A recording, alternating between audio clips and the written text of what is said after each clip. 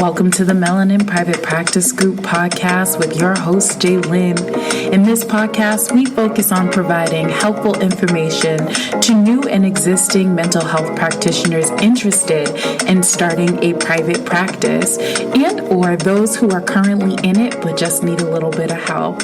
If you are ready to receive this word, let's dive in. Here we go. Hey, y'all. Welcome to another episode of the Melanin Private Practice Group podcast. I am your host, Jaylyn, and I am super excited to be delivering this message to y'all today. So today we're talking about what is mental health awareness. Now, I know there are many people who believe that mental health awareness is one's responsibility for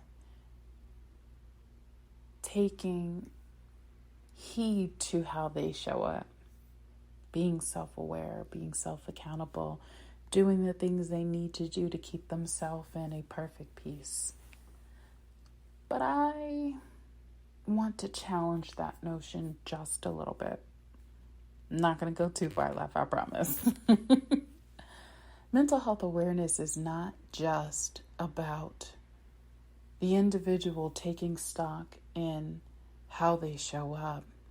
It's also about the everyday business leader, the leaders of healthcare and every other industry, how we show up and how we make decisions and how we foster the barriers that people experience.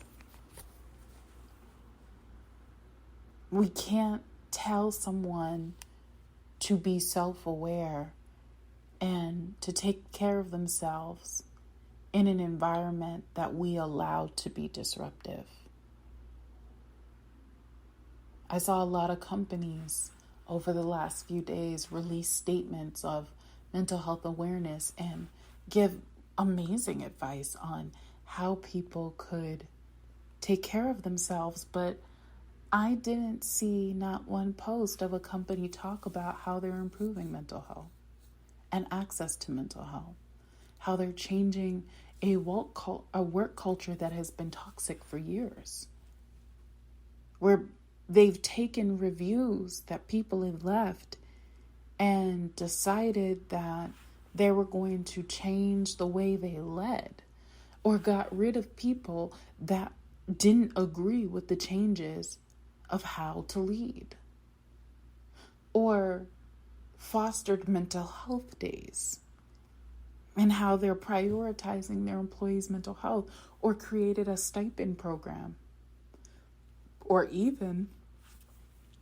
created a mental health day where people could come and meet new therapists, have a whole fair, meet new therapists and companies that were accepting new patients, or develop a partnership with therapists to come in and offer services, although it's with an external office and they can continue with that office thereafter, creating space where they don't have to leave work. They can go have a session right then and there at the office building in private. I don't hear these things, but what I do hear is people being educated on what it is without giving the resources or without giving the actionable steps to get rid of the very thing that's disrupting them. So I'm challenging companies and leaders across every industry to start thinking about how we can mean what we say and reflect that in our everyday decisions. How much stress is going to come with a new project that you're trying to deliver? In your timing for executing this project, do you also incorporate wellness breaks? We're not talking about the 15 minutes that you get before you take your lunch and the 15 minutes after, or the full one hour lunch. right? We're not talking about that. We're talking about time to breathe. You know as well as I know that when it comes to working on a project, that if you are so stressed out, you can't think, your creative juices become very still. So you have to take a break in order to be able to function and allow those creative juices to just flow through you. Do you add that into the project time? Little things, little steps that can be incorporated to plan for, so people like managers who don't know how to lead or motivate their teams to do the work, they have to use fear and threats and even microaggressive communication styles to get people to do what they want them to do. Instead of incorporating that, you've added the rest time that's needed in order for people to truly function. Because guess what? We're not robots. You do, when you get stuck, need to time out of a project. So those are things that you can incorporate. If I didn't already say it, mental health days. Mental health days are also things that can be incorporated in being actionable. Making sure you're encouraging people to take mental health days. Encouraging them to take their vacation. Encouraging them to take their 6 days. Not 6 days, but sick days. It's all a part of your action plan to foster a wellness environment. You know, when I get clients into my organization, oftentimes the client has an idea of where they would like to be, where they desire to be. But there's two main issues that surfaces during the assessment. A, I hear a lot of doubt and a lot of fear. And B, their decisions are often made based off the fear. So I have to give them the information and the tools necessary in order for them to make a decision that they're confident in. And sometimes it requires taking them through a gap analysis, not just the analysis of where they want to be and where they desire to be, but where they are mentally, emotionally, and spiritually. Are you coming into this business because you hit financial strain? And because you hit financial strain, you're trying to get yourself out? And thus, you're making unreasonable and irrational decisions because you're afraid that if you don't get this business up and running, like right now, you're going to fail and your family's at risk of losing a house. These are real situations that come up. Or maybe you're worried about, not being successful, starting and then failing, hitting that decline phase of business. And if that's the point, then if that's where you're at, we need to look at your entire market research. We need to look at your messaging. We need to look at everything. We can't just have a consultation where they pay our hourly rate for them to talk about their problems, and then we don't address the problem at hand.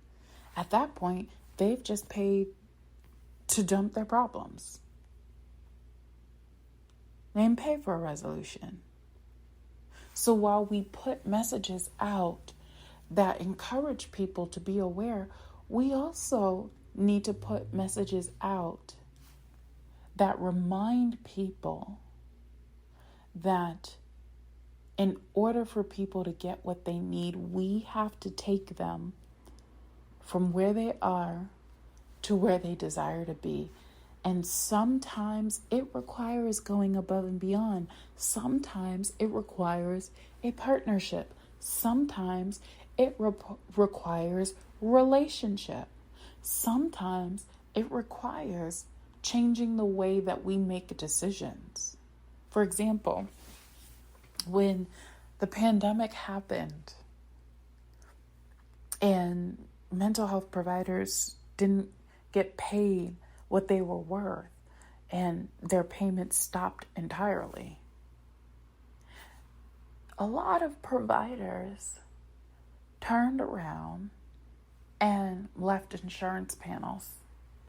They created their own rates and they refused to see patients who couldn't pay their rates. Most did, not all, most. And they also refused to go back to the insurance panels. Most, not all. Then you saw, and this is crazy because you had a high demand, a high need for mental health services, but then you saw a decline.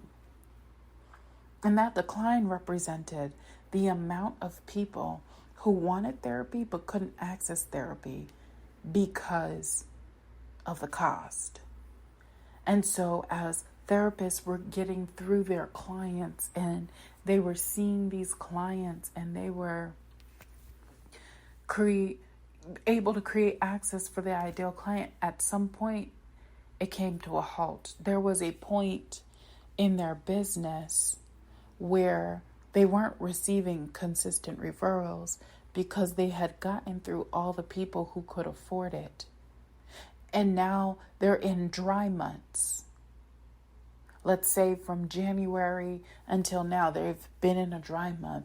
They've maybe had one or two clients, but it wasn't at the consistent flow that they were used to. So now they're stressed out trying to think, how do I find my clients? Instead of partnering with an organization like, I'll just name a really big tech company that gave away money to create a funding source for practices so that people who couldn't afford the full rate, could pay a portion, and that funding source would be the other portion that got the provider paid, which also created data so that they could go out and they could target bigger grants and bigger contracts to ensure that they had money, but also created access for quality mental health services. We didn't see that, at least not consistently.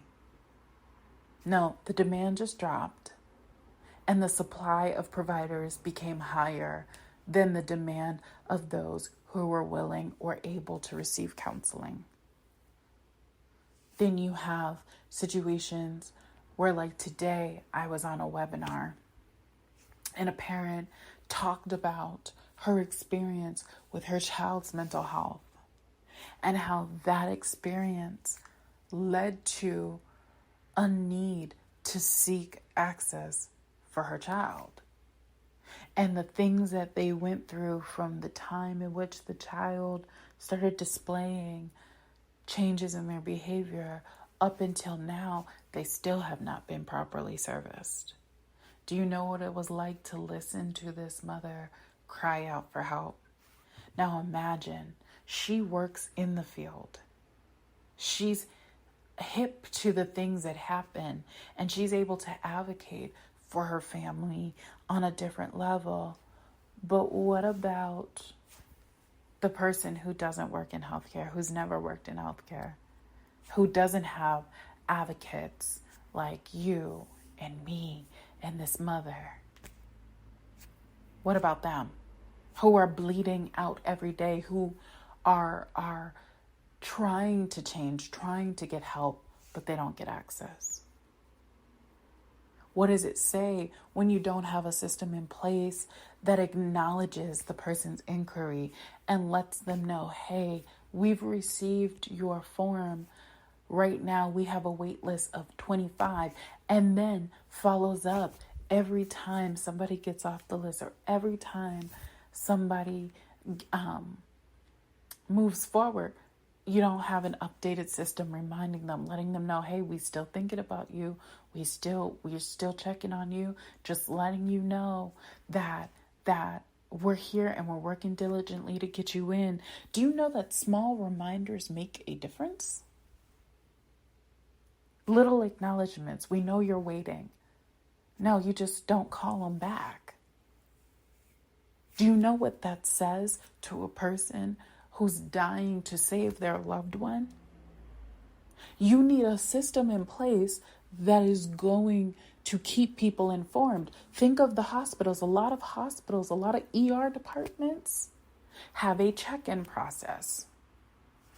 And if you don't want to wait at the ER to be seen, you can check in from home, and 15 minutes before you are supposed to come, they send you a little reminder. Now, for those parents or those individuals who live further away from the hospital, they're more likely to start driving ahead of time and getting closer just in case they get that little ping, right? But the point is, they have a system that people can rely on to keep them updated and informed. Do you call your patients on the wait list once a month to check in on them and to see how they're doing and to offer, just kind of like another 15-minute consultation to just say, okay, yep, I completely understand you. Just wanted to check and see if your status has changed. We will be with you as soon as possible. Do you do that? Again, that's opportunity for you to learn about barriers that they're experiencing. Hey, yeah, no, things haven't changed. They've gotten for the worst. I'm about to lose my house. I'm losing my mind. Do you have any resources? And if you're building a network, if you are being intentional about cultivating relationships, then you know that you can call Sally Mae over here on your right. Yeah, I said Sally Mae. You can call Sally Mae over here on your right and let them know, hey, I have this patient. I remember at that last networking social, you said you were looking for more patients. I think she might be up your alley in terms of the type of patient you want to work for or want to work with. Plus, she's going to need access to housing. And I know that you have a partnership with XYZ nonprofit. So I think she might be a good fit. These are ways that you can remove the barrier. Now, in that kind of instance, that doesn't generate revenue, but you know what it does? It generates relationship. So the next time that Sally Mae gets a patient and they're overbooked and they know that you have an opening, they're going to send a patient over to you. How many of you make dates with primary care doctors? I'm just curious. Not asking you to speed date them, right? I'm asking you to get in front of the people who have the referrals. I remember during the pandemic when I was looking for a mental health provider, and mind you, hello, I'm in the mental health field. I have access to all the directories. Not every single directory, but I think y'all know what I meant. I know what to do. I can find a therapist. But you know what I did? I still went to my doctor and I still said, hey, do you know of any openings? Do you have a resource? And she had 3, all because I asked. But those 3 were because she was intentional about building relationships with people outside of the immediate network for that doctor's office. She was intentional about learning about other doctors and other therapists who could see patients immediately in the event a patient asked. I remember another time that an urgent care doctor asked me, did I need mental health services? That she has 3 providers that she can refer today. And she was very intentional about how she asked, how's your mental health? I'm not doing good today. Oh, really? Tell me, what's going on? Well, I'm stressed out. I got these clients. No, sir. Oh, I'm stressed out. Well, what can I do to help? Do you need help finding a therapist? Yes. It's been sort of a struggle. Everybody's busy. They don't take my insurance. Okay, well, I have 3 that I can recommend. Do you want my 3 contacts? They're open and they're culturally competent, and I think, based off what you've described, I can refer at least 2 out of the 3. I'll give you the 3rd one just in case, but I know for sure they can address your problems. All because she took the time to cultivate relationships. So now I had 2 separate referrals to 2 separate therapists, and I have to tell you, my therapist is amazing. But that's because she was intentional about making sure she armed herself with resources and information to remove the barrier that would cause health problems down the line. Again, I ask you, how are you showing up? What resources do you have? What partnerships are you cultivating? What programs are you going after that can get you funding so that you can create access? I want to land with this. Right now, I'm working on an initiative. We have a program called the Clapback Program. Community leaders achieving progress with better access to consultants' knowledge. And I realized that everybody doesn't want free. Everybody's not looking for free. And in fact, for some reason, free is looked at as the enemy. Think of Enemy of the State, the movie. If you got a free product, we don't want it. It's a little sketchy. I don't know, right? So I decided to shift it. It's free for you, but I get paid. I get paid from corporations who sponsor the program that give you the access that you need into the consulting service. Hello? That's how we're able to offer it for free. Because somebody else sees the value and the potential of eliminating the barrier. So it gives us the opportunity to still do what we do, what we love to do, and still get paid for what we do. How are you showing up? How are you removing the barrier? How are you being strategic in this season? How are you being innovative? And how is it getting you a return? And if you cannot answer those questions, we need to talk. Because those are questions that you should be asking yourself when you're assessing the market, and the market changes every quarter. And if you don't know what's happening around you that can potentially affect your business, that's a problem. I lied. I'm going to give you one more example. Y'all remember this war that we're in with Russia and Ukraine, right? And all of these people thought that, well, that's over there. This has nothing to do with us. Whereas half of these large corporations have businesses in Russia and Ukraine, okay, and Europe, and our gas comes from over there, right? Okay. So many people thought this is not going to affect me until supply chains of materials started to have an impact. Car parts started to have an impact. You can't get to work. That means more money you're spending in Lyfts and Ubers because your car is still in the dealership waiting to get fixed, waiting for parts to come over here. Hello? Y'all gonna act brand new today, okay? Let me say it differently. What happened across seas affected us here. It affected us in so many different ways.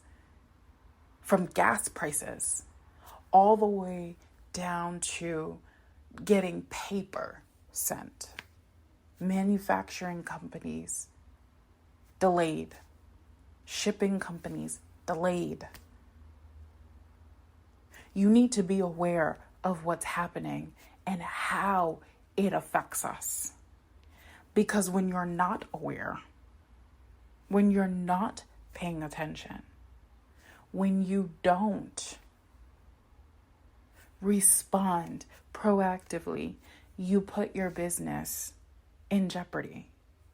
All the people who got laid off, who were American citizens, that affected you. That affected their ability to pay you. Hello? Okay, I'm done getting on y'all today. I'm done. But I will encourage you to think about how you are going to be aware of how our actions, our decisions affect other people's mental health. How the way you communicate affects their mental health. Thank you guys so much for tuning into another episode. Hey, I just want to let everybody know that right now we have a special promotion for springtime, now until May 27th at 11:59 p.m. If you go in and you book an initial consultation, you will get 25% off if you use code SPRING23. Again, SPRING23. So I encourage you, if it's something that you want to take seriously, you want to change, you want to get your business operations in a position where you can start taking on programs and projects and get funding from outside sources, we have an amazing person that we can refer you to for that funding piece. I recommend Coach Jean Austin all day, every day. Okay? We encourage you to do that. We encourage you to sign up today so we can see what's going on in your business and better understand your business needs and help you make effective decisions that positively impact our communities. All right.